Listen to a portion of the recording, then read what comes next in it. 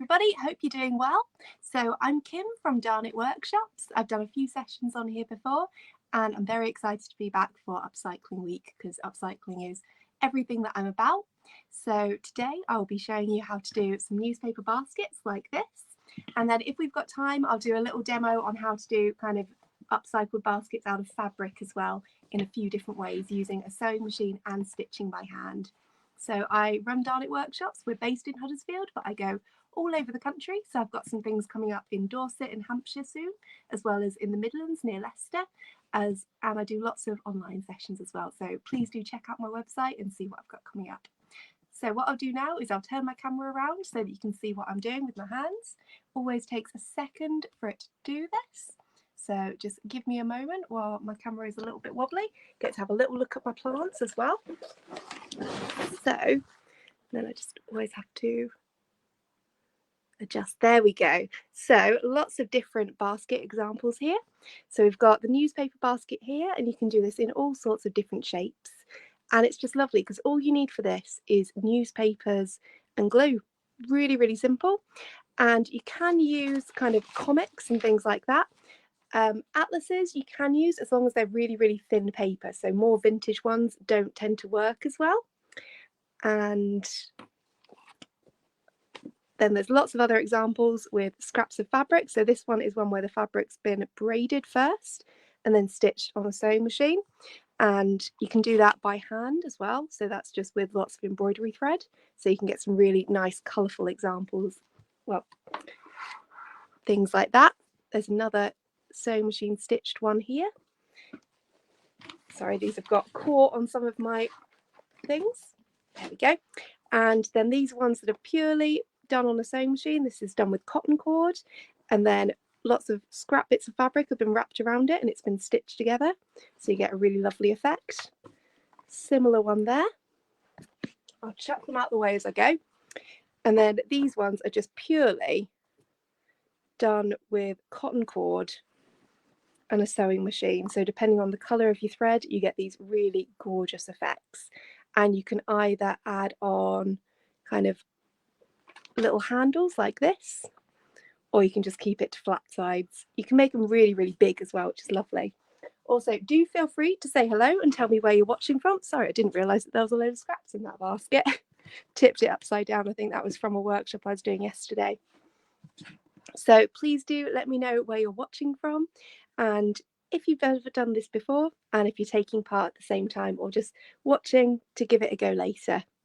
So this one as well is just done with a kind of sisal cord and embroidery thread. So it's not been turned into a basket yet because it takes an incredibly long time. So I can show you how to do that, but it's unlikely we'll get time to show you how to do that kind of in depth. So what I'm just going to do very, very quickly is make sure that I've got this loaded up on my laptop as well, so I can see any comments or questions that come in a little bit easier.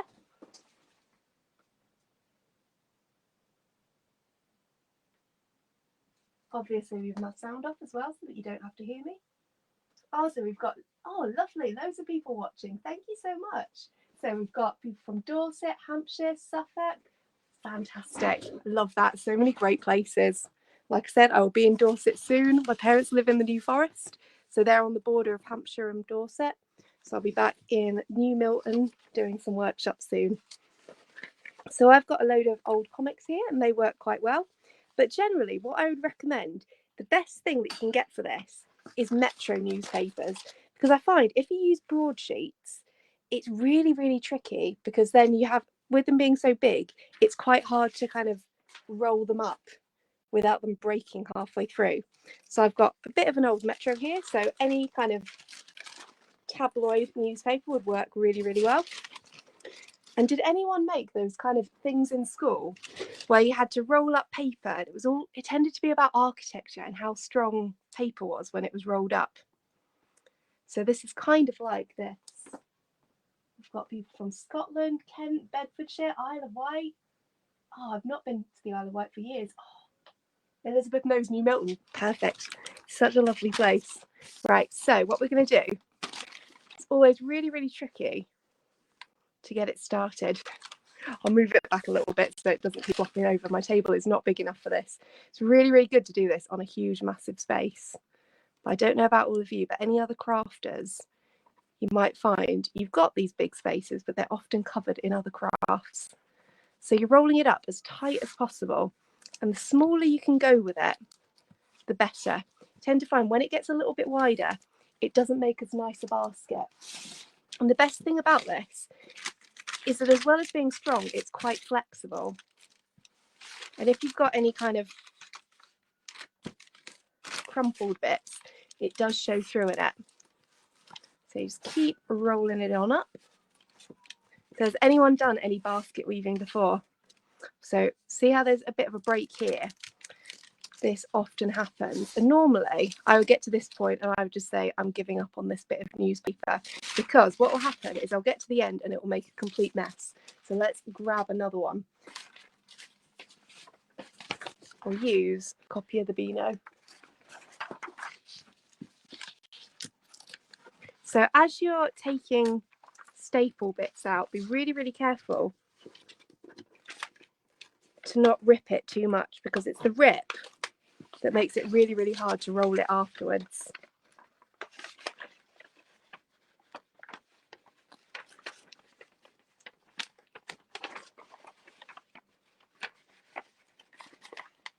There we go. So minimal ripping, but something like this works really, really well. And then you get really lovely colours coming through it.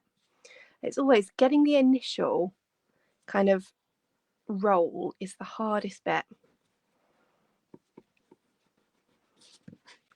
I remember being taught how to make these little paper rolls at school for like making a big bridge, and the competition to see whose bridge could take the most weights.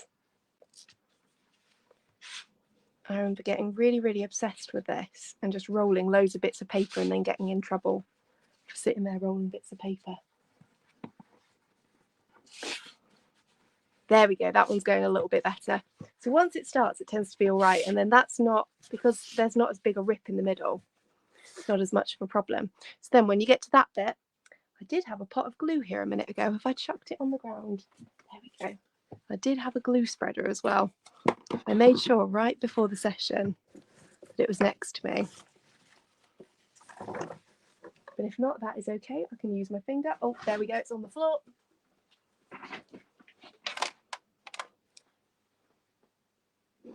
So you just need the tiniest bit of PVA. And PVA is so much better than kind of a glue stick for this. And I'd never use kind of a glue gun, because it dries way too hard. So it's not going to work particularly well for this. So what I tend to do is get loads of these ready, because it can take quite a while to get all of your straws together. So generally what I would tend to do is, before I'm planning on making one of these baskets, a few nights before, I just get a few newspapers and roll them all up. And you see there's one here that's a little bit thicker than the others.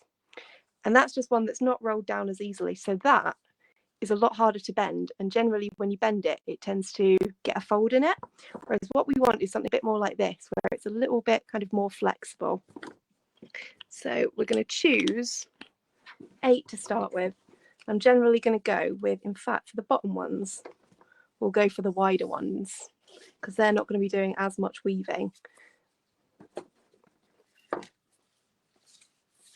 Oh, hi Sam in Lincolnshire. So Elizabeth asks, how many straws do you need? And you need 8 to start with. And I would say it's always hard to judge. Probably about 25 is best to finish a basket, but you get through them quite quickly.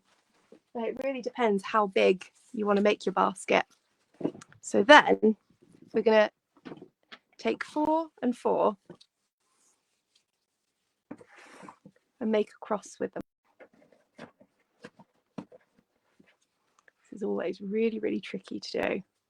So we're going to get one, and I'm going to get one of the smallest and most flexible ones for this.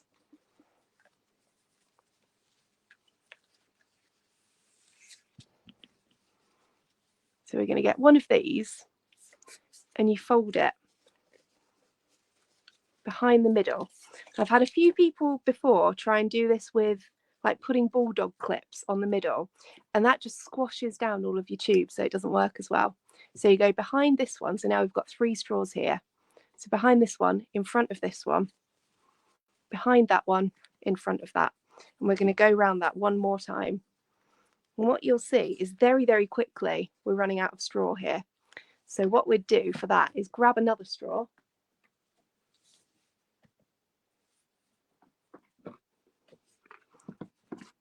And because they're hollow, you tend to be able to slot them together.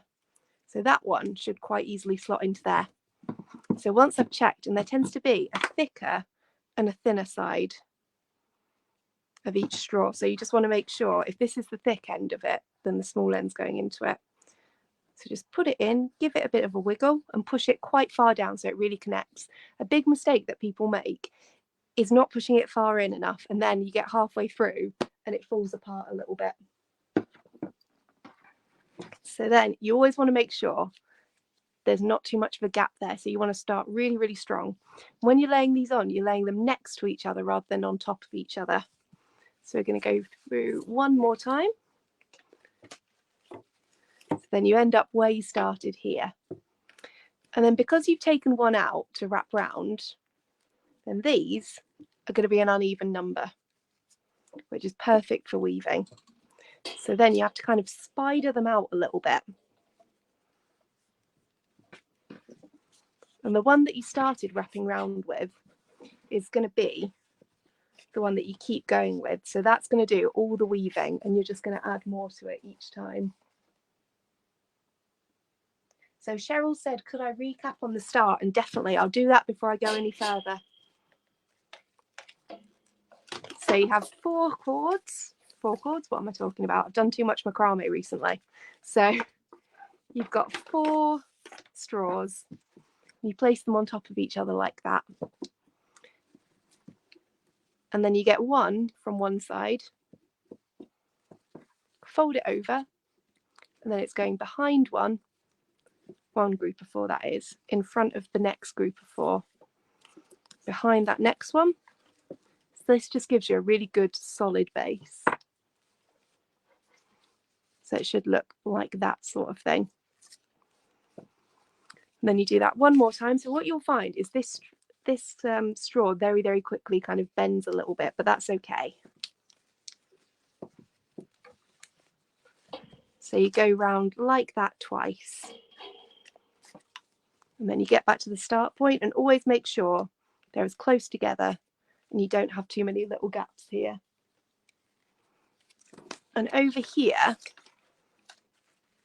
you can see there's a little bit too much of a gap, so you can kind of push it back into the right position. And then we're going to spider these all out. Spider, bike wheel, whatever you think it looks like.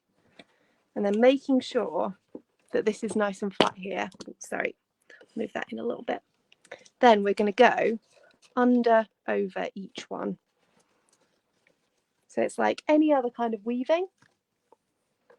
And we're doing kind of a plain weave, so just over one, under one. And it's always a little bit fiddly at the start because they truly do not want to stay where you want them to. Like you'll find these will swap over time.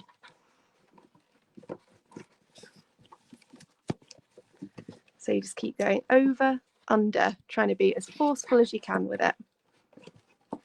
And then separate those out a little bit more.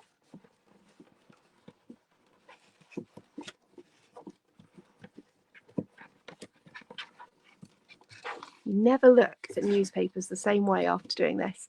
And because I've got a bit of a gap there, I'm going to try and pull that in. And then you're back to the start. And because there's only 3 here with an odd number, the next time we go round, it'll alternate. So it can be quite kind of tough to work with. So now we're going underneath this one. You want to make sure that you push it down as much as possible. But really, any kind of basket weaving is a bit of a struggle. Move that a bit this way. There we go. So I could easily end up with a really, really big gap here. but I want to try and force it into the middle as much as possible. And you see over here how these ones have risen to the front and they're kind of hiding the other ones. So while making sure there's not too much of a gap there, you want to make sure that you're doing the right ones. And this is why you want thinner straws, because if you use slightly thicker straws, as you get to this weaving bit, especially at the bottom, it gets really, really difficult to manage them.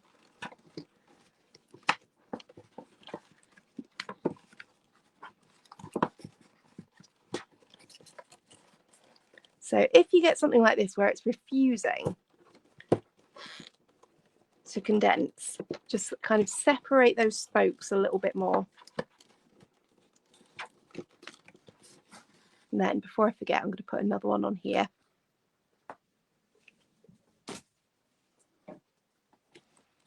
So double check which ends it's going to go into.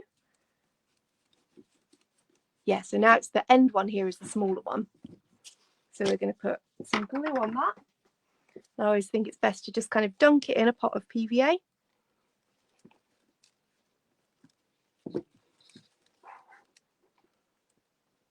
Get off any excess so there's not loads and loads and loads of it. And then pop your next one on. And then you just keep going. Make sure you push it down really, really far. It's down to there. And then keep going and keep kind of forcing it into place. And the best thing with this is once it's done and finished, you can kind of decoupage on it. You can paint it. It just makes a really good base for lots of other things. So you see we've got lots of bits moving around here, and if I'm honest, not doing the best job of this, because normally I wouldn't get these big gaps, but I don't want to fuss around with it too much, because I know if I do, I won't get to showing you how to do kind of the sides and stuff of it. So normally I would spend a little bit more time forcing it all in, but I want to show you as many techniques as possible.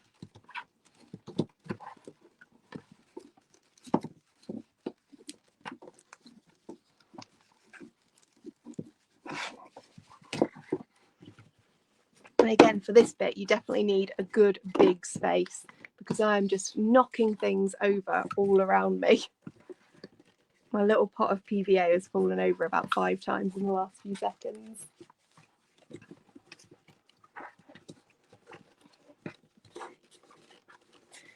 And you can always push it down at that end and kind of bring it round like that and kind of force it in as you go.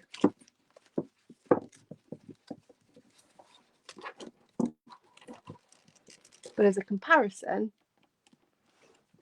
this is the normal kind of tightness of weave that I go for. It's normally a lot closer together than that. And depending on what newspaper you go for, or what comic, it really affects it.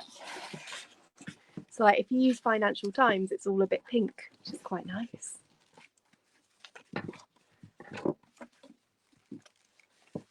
And if you've got a really big flat space, you can use broadsheets. And then you do get bigger tubes, but you tend to find that you get more tubes that you have to discard as you go, because a lot of them tend to break on the way. So as a straw count, I think now I'm on 11 straws. And at this kind of stage, you can kind of, it always feels like you're kind of trying to give it chest compressions or something. So if you push on it, it just flattens it out a little bit, because you want this to be a nice base rather than curving up.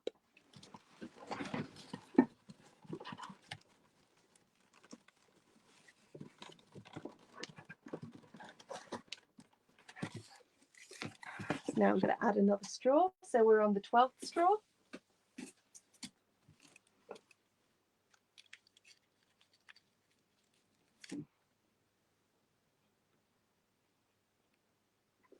Where's it gone? There we go.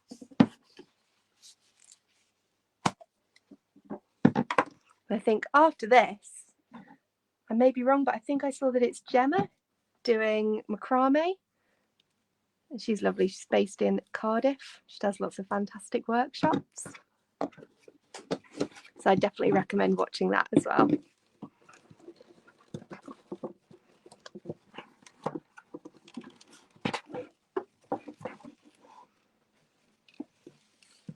So I've got another little woven basket that's trying to get in shot there, but it's not that one's time yet. Oh, hi Irene, thank you so much for tuning in. So you just keep weaving it like that. So normally I would make a bigger base than this, but I'm always aware that with online sessions, you can always watch it back to kind of get extra information. So I always try and fit in as many techniques as possible. So I'll show you how to start bringing the edges together now and make the sides for it, because then I can show you some fabric baskets as well. So you kind of pull them up a little bit, and you don't want to pull them up like that because then you end up with like a newspaper vase, and that's not going to be good for anything. So just lift them up a little bit, and then you just keep weaving, but the sides start creating a little bit of a curve.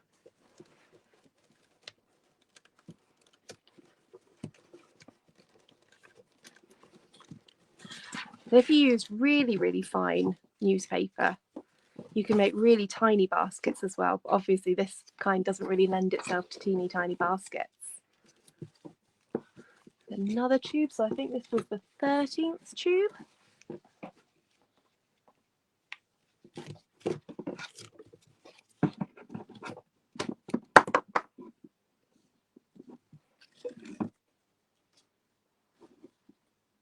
So sometimes this happens where one tube won't quite fit into another. The best thing to do there is take it and snip it at an angle like that, so that then you've got something slightly wider to fit it into. Yeah, let's go that end instead. I think this was actually the smaller end. There we go.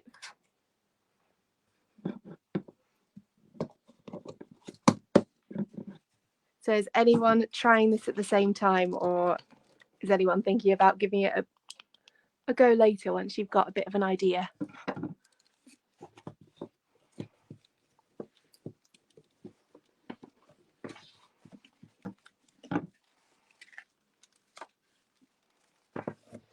There we go. I don't know which newspaper this tube is made out of, but this is a nice easy one to weave with.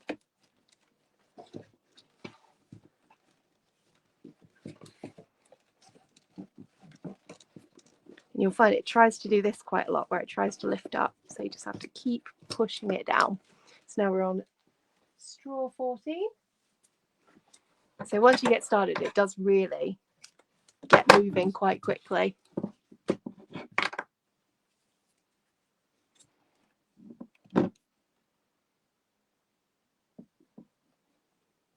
And you can varnish it afterwards too, so it's a little bit sturdier. So Anne says she'll definitely be giving it a go, but needs to source the paper first. So if you live near a train station that has big stacks of metros, if you go at the end of the day after kind of rush hour, then those ones are going to end up in the bin afterwards, because it's very, very likely no one's going to pick them up after rush hour. So you can always just go and grab whatever's left then.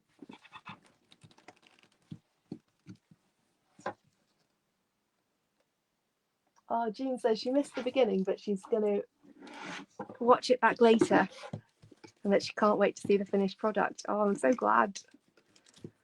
This is definitely not the best newspaper basket I've ever done, but it's often the way when I do live sessions. I'm trying to do it quick as possible. But it definitely gives you all the techniques. So when it gets to this kind of bit, just compress it down a little bit as you go. I think we're on tube 14 now. Ooh.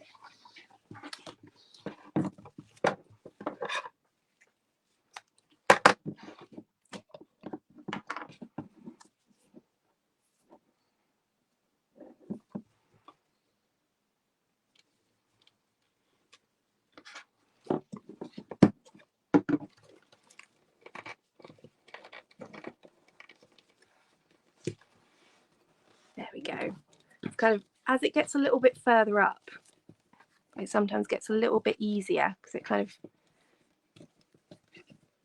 forms a bit of its own pattern. And you don't have to wrestle with it quite as much as you did at the start.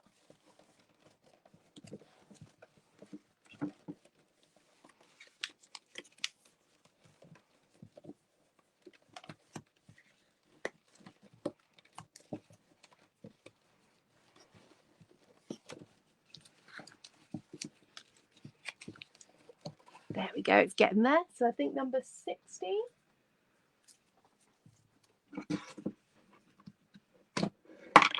So if I ever do this as a workshop, I tend to weeks and weeks and weeks before have to be making straws because you can see how quickly you get through them. So if you've got a group of, say, 10 people doing this, then I have to have loads ready so that it's not everyone spending their entire time doing this bit. So is anyone watching from Huddersfield at the moment? That's where I'm based. We've got grim weather today.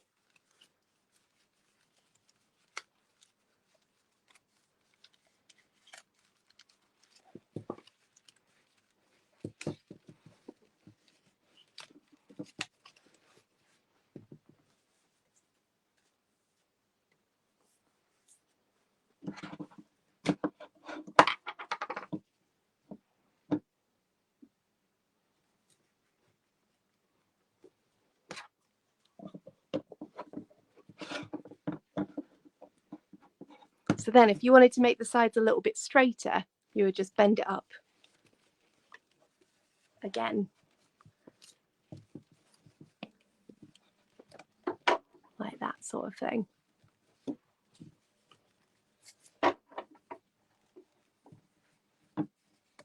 So Elizabeth says, do I do anything else with newspaper straws, like Christmas decorations? I've not actually, but I don't see why not. That would be lovely. But I do all sorts of different crafts, so a lot of the time, Christmas decorations I do macrame. But I don't see why not, because you could always like paint and varnish them afterwards. Get some really, really nice effects.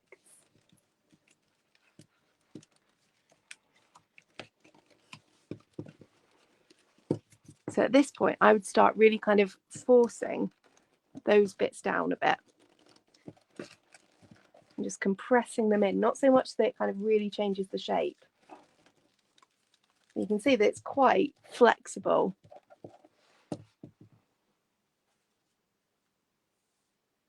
Andrea says it reminds her of making corn dollies. It is kind of similar, isn't it? So I think we're on number 17 now. Sorry.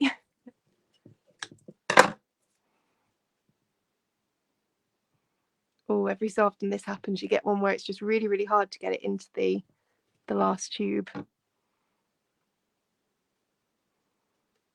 we go. Yeah, that'll work. You want to make sure as well that you don't put way too much PVA on it, because sometimes what happens is too much PVA, it just makes it damp, makes that happen, where basically it will just get a little bit soggy and just come straight out. I'll try another tube with that actually.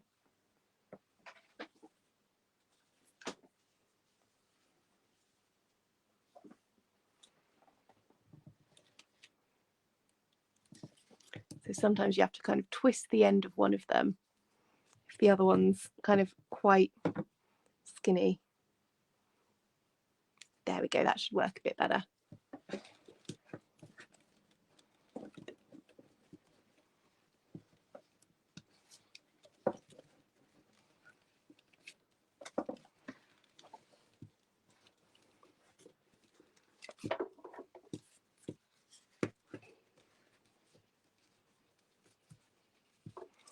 So what I'll do soon is I'll show you how to finish it off, even though that's nowhere near a finished basket.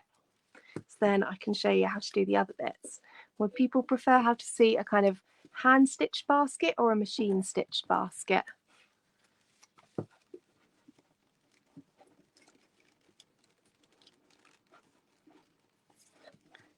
So once you get to a kind of end bit,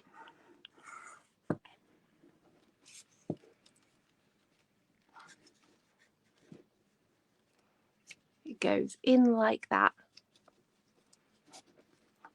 Oh yeah, so Elizabeth said when you first started it could be a start, and I don't see why not. That sounds lovely.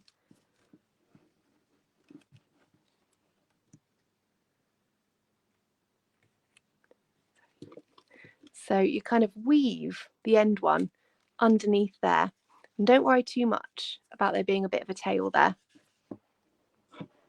Then what you can do is once it's all done, you kind of put a little bit of glue on it, and then when it's completely dried, you'd snip that end bit off. And Liz says hand stitch basket, so perfect, we'll do that. And then from this one, it's kind of, I always think of it as like casting off with knitting. So you wrap around the next few, and then you thread it through there. Then you get the next one there. And that one's a really, really thick one, so that's going to be really tough.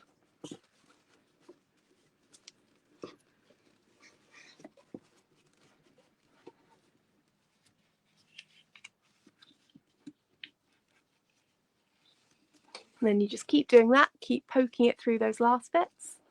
In fact, let's do it this angle. There we go.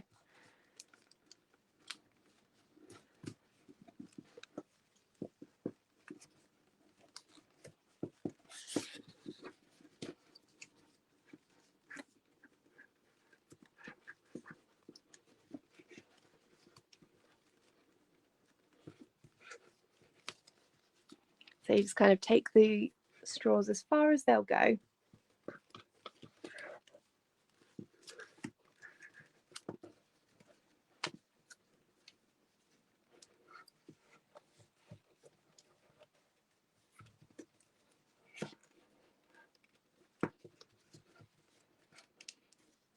Sometimes this happens where they lift up a little bit. So if that happens, just kind of tuck it back in, push it all down, and be quite forceful with it.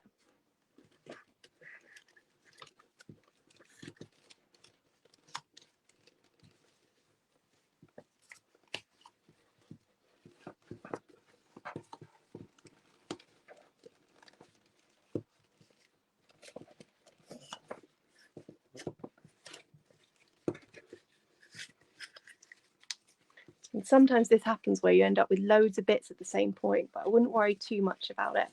Just make sure there's loads of glue on it.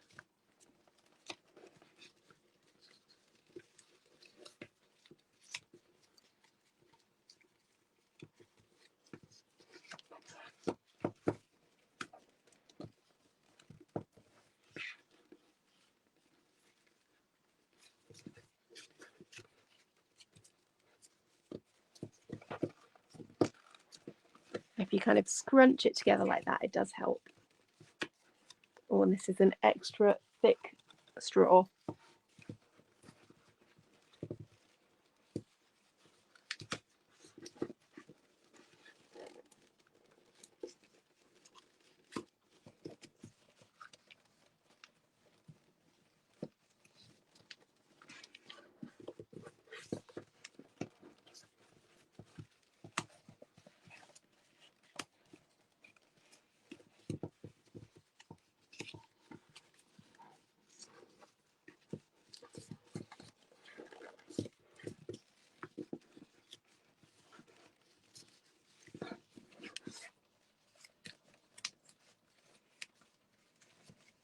Push that one in there. And then that one just has a couple to go through. And then when you get to the end ones, just kind of tuck them in a little bit further on.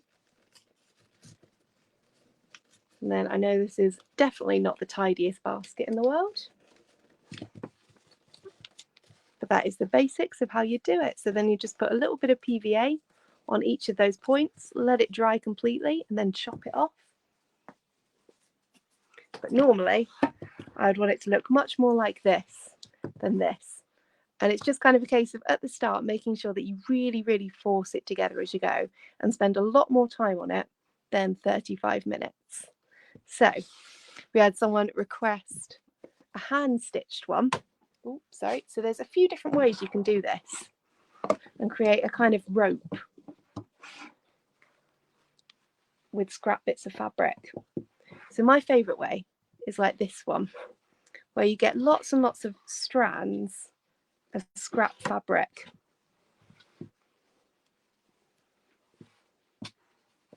So just really, really long bits. So old bed sheets are really, really good for this. And best way to braid it is put it on a bit of a clamp so that you've got that kind of tension from it, and then you can wrap it around afterwards. So I've got one just over here. So what I would do is wrap that around and then just do a nice kind of basic braid.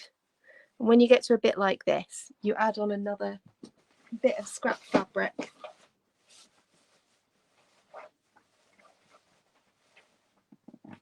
And the key is you want them all at slightly different lengths. So if you've got a few short ones, just make sure they don't overlap too much. So when you're filling in your next one, just place it inside the last one and just keep braiding like that. You can do it just with plain strips of fabric as well, but I always think the braided version looks a little bit nicer. But we've got 3 different versions. We've got a braided one. We've got this one is just kind of a twisted one so that you make a bit of a rope out of fabric. And where was my other one? There is another example floating around somewhere that I had earlier. It's always the problem when there's so many examples floating around. It's hard to track down each one. Yeah, mostly I tend to do the braided versions. Then this is it hand stitched. This is it done on a sewing machine.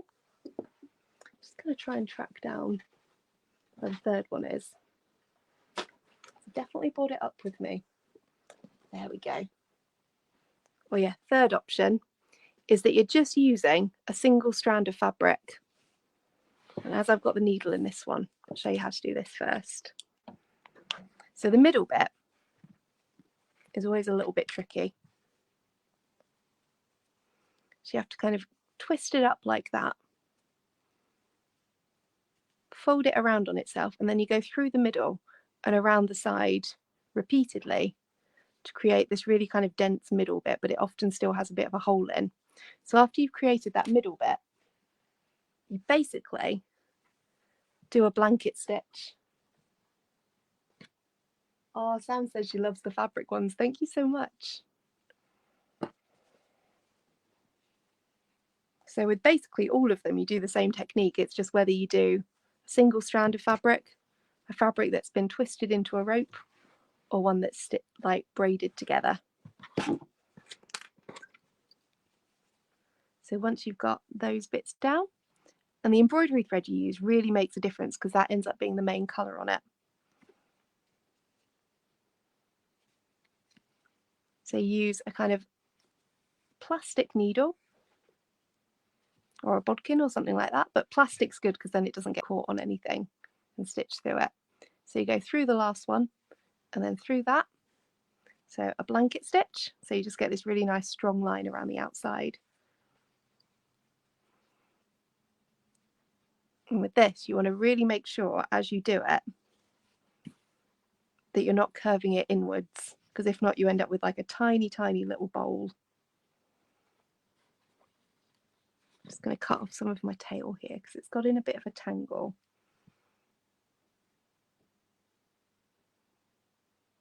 It keeps getting in the way.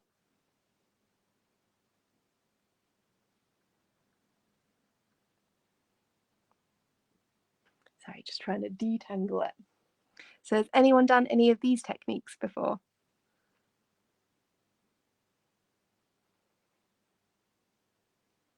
Now I'll just chop it off.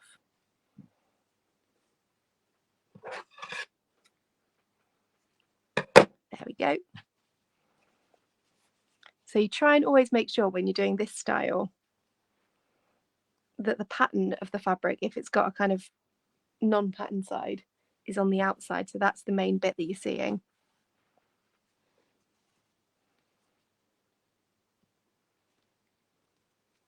And you just keep going like that.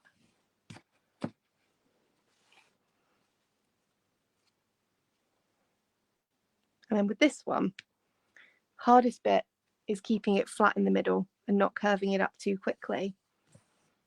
So I'd always wait for it to get way further out before curving it. So you'd want a much bigger base here.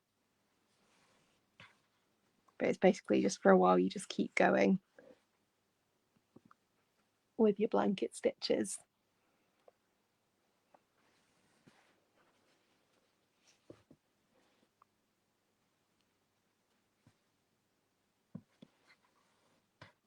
Just making sure that they're nice and even. And then when you get to a point where you want to curve it up, I'll grab another example to show you that bit.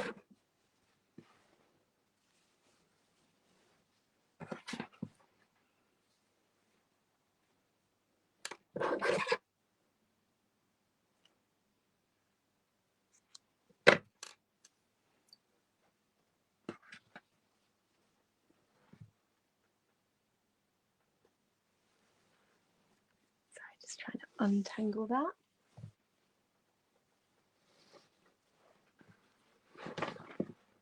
There we go. So Rosemary says she's used a plastic clothesline and wrapped it in material and stitched it on her sewing machine. How did your sewing machine cope with that?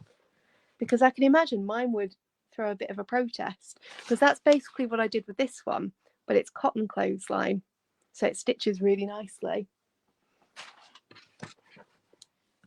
So once you wanted to get it into a bit of a curve, basically just stack it on top of the last bit. And you keep doing the same thing of blanket stitching around the side. But you just change where it's finishing up. So instead of right next to the last one,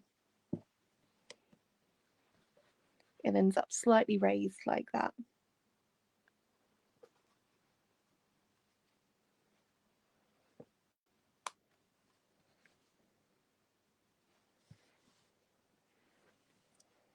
And I would use all 6 strands of the embroidery thread on this, because with it being quite a sturdy thing, you want as much strength as possible from the cord you're using so that it doesn't break on you.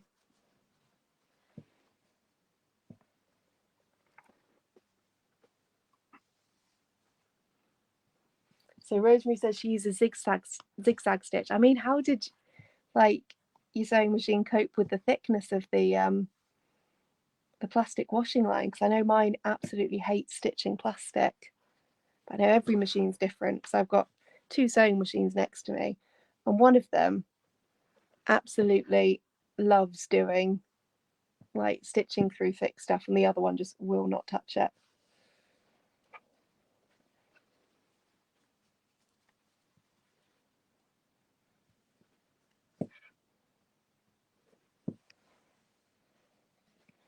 So you kind of pull it that little bit more taut,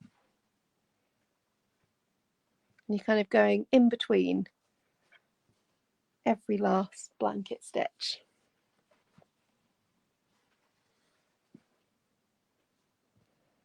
If you're a person who uses a lot of fabric, I always just tend to like any offcuts that would work for this. I just keep them in a bag, and then you can just braid them together over time. So that's getting quite a nice curve to it already. Just takes a little while.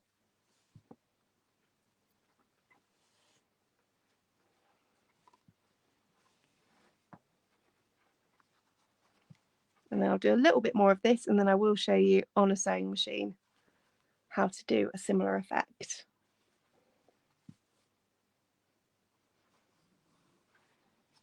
But obviously it's a lot faster on a sewing machine. It's trying to compete with the sun at the moment.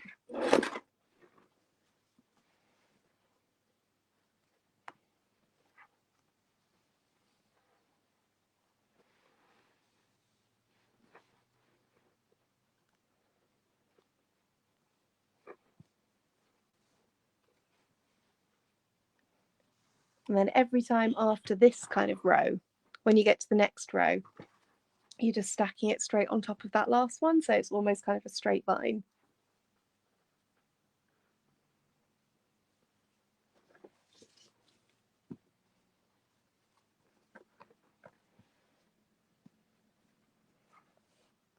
This is always really lovely to do, but it is a very slow process.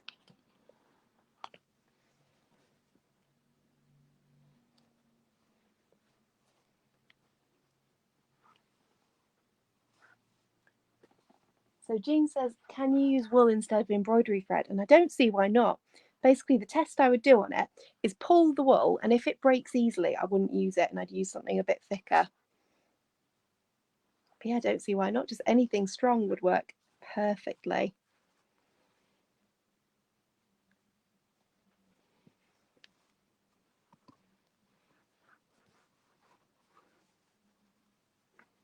Yeah, get such a nice shape on it. So the bit that takes longest with this as well is just braiding all of the fabric, which it doesn't look like it would, but it does take a long time.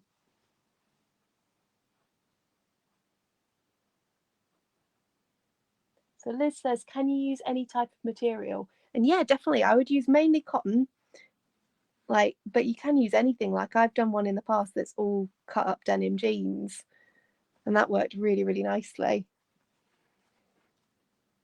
But yeah, so you get a nice little curve to it. You can see I'm about to run out of cord there, so let's add a little bit more on.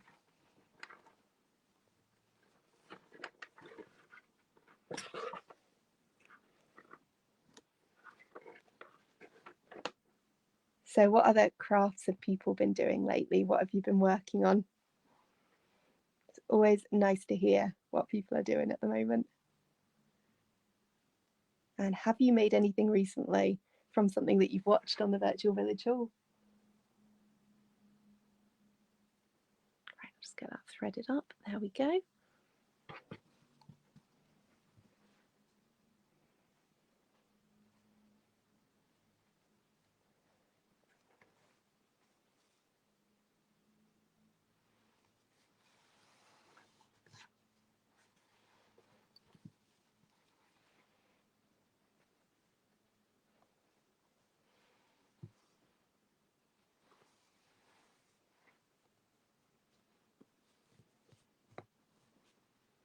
There we go. So you don't want to pull it so tight, because if you pull it really tight, you get too tight a curve on it.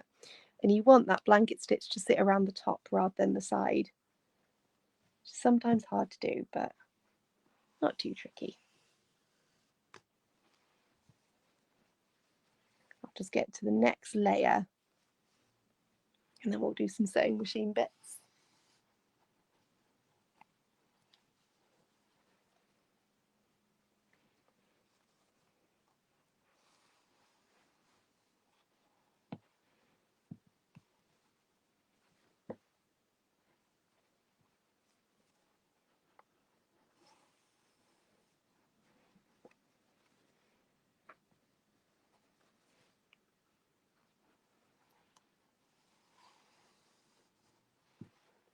So now we're getting back to the part where I started curving it in a little bit.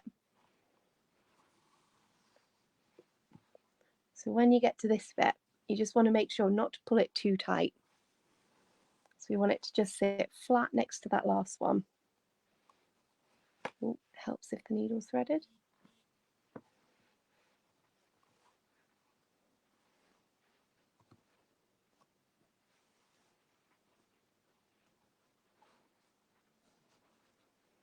So you want it to sit just on top of it there.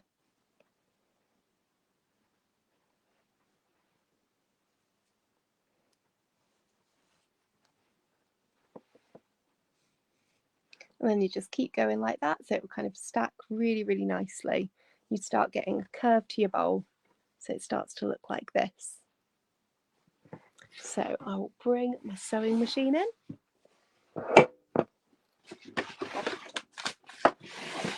Ooh, sorry about that. I'll move this over here. So I would make sure when you do this that your zigzag is on the widest stitch it can possibly be on. Just trying to get it to a point where, there we go. And I'm using some cotton cord here. So the cotton cord is just like a kind of cotton clothesline type thing. You can either do it where you wrap it in fabric or where you just use the clothesline as is. So to wrap it, it will just be a long strip that you wrap around, but for ease, I'm just going to show you how to do it with this. And you want to make sure that as you're doing this, that your fingers are well out of the way. So you want to loop it around a bit to start with, like that.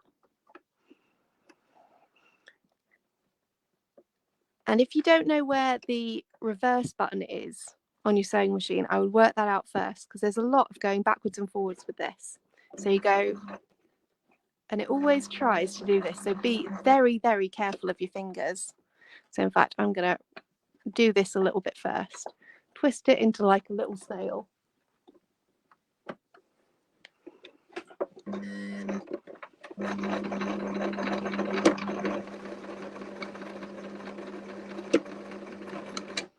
So you're going backwards and forwards quite a lot. And what mine's got now is a big gap in the middle, which we don't really want, but that's okay. So I'm basically watching my screen and what you can see, rather than watching what my hands are doing as much. So lots of backwards and forwards just to stabilize the middle bit. Twist it around and then do, so you're kind of doing little kind of not zigzags, like crosses on it to start with. So I'm going to start going backwards again.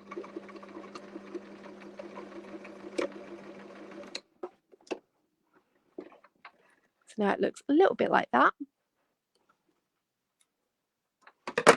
I'm going to twist it round a little bit more and zigzag across that again. Ooh. Always with the needles.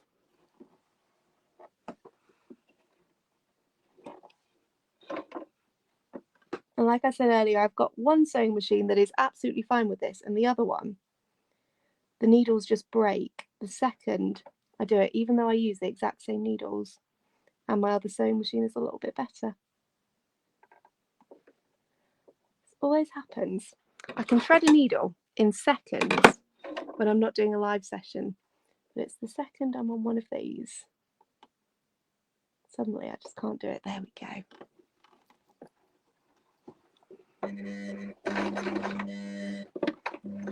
And take it really, really slowly as you go.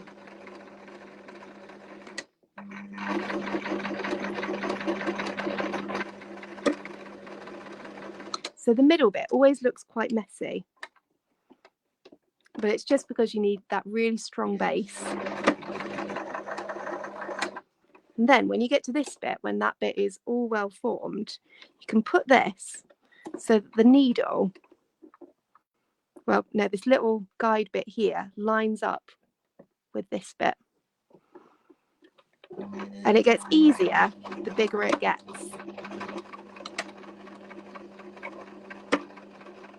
And I'd still do a lot of going backwards and forwards with it.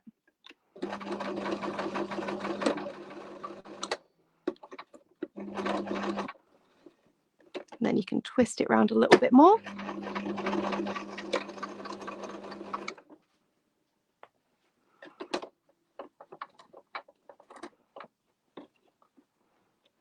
And the middle is definitely the hardest bit.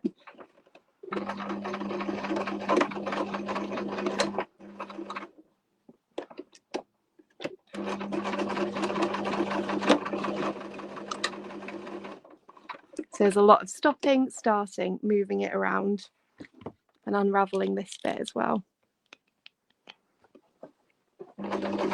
Oh, you need to put that foot down.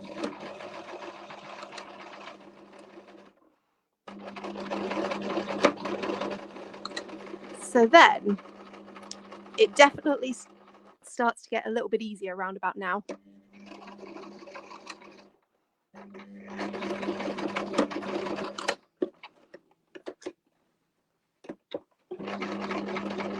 Because then you can move this bit here with your fingers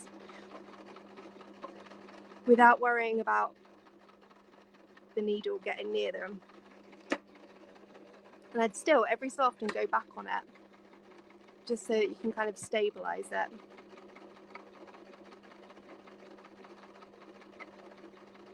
And you can change the color of your thread so that you have, like, I did a rainbow one that looks really nice.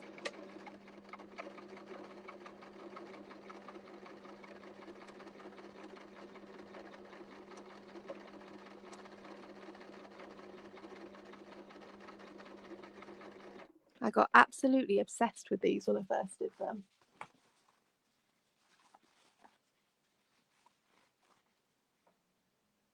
Oh, Jo says, can she ask which sewing machine I think's good for medium use, and that her mum's machine was damaged by a removal firm? Oh, that's really, really tough to say, because generally my favourite machines are really, really vintage ones. So I absolutely love a Bernina. I always think if you can get a second-hand older machine, they're so much better. You can do so many good things on them, and they tend to last for a really long time. And like, I'm often a much bigger fan of those than new sewing machines. So I wouldn't really know all that much about newer sewing machines. So I'm really, really sorry about that. So we are nearly at 3 o'clock, but I'll just get this to a point where I can show you how to twist it. You can see that nice spiral coming on now. And at this point, you can really zoom through it. The only thing is, if you miss a bit, like I've missed a bit there, it often interrupts the pattern if you have to go back. But we'll give it a bit more of a base, and I'll show you how to curve it up.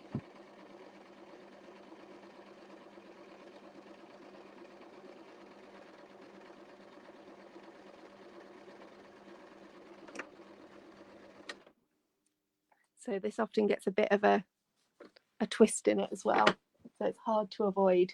So to start to curve it, you basically twist it towards you as you go. Actually, are we better doing it that way? Yeah, we'll flip it around.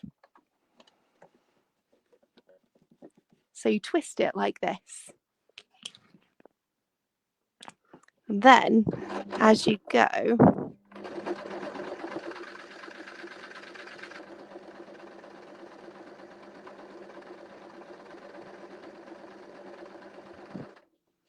again making sure, like, I've missed a bit of a stitch back here.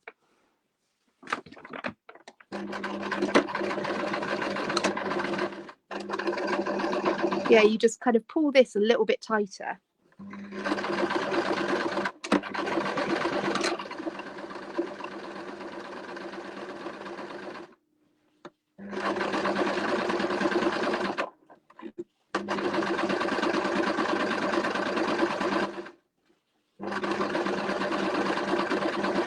So I'll just do a tiny bit more.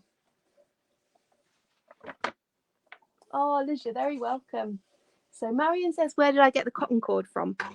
And I got it from a shop in Devon called Trago Mills. If anyone is lucky enough to be near a Trago Mills, then it's a treat. It's a very odd place, but every time I go there, I buy a lot of cotton cord. Don't know if you can see, there's a bit of a gap here, but that's all right. And then so I'm just going to have this because I know we are a minute away. So normally I would do a much bigger base and much higher sides, but just as a little example one. Then you can take that bit off, fold it back on itself so you've got like a little kind of handle thing. Pop it back underneath here. And when you get to the end, you want to do sort of like at the start where you're really going over it quite a lot.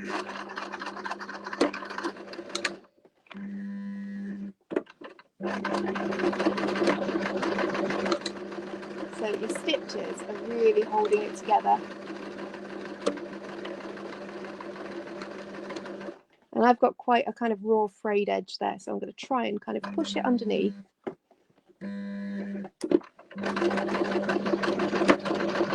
So that the stitching covers that up completely.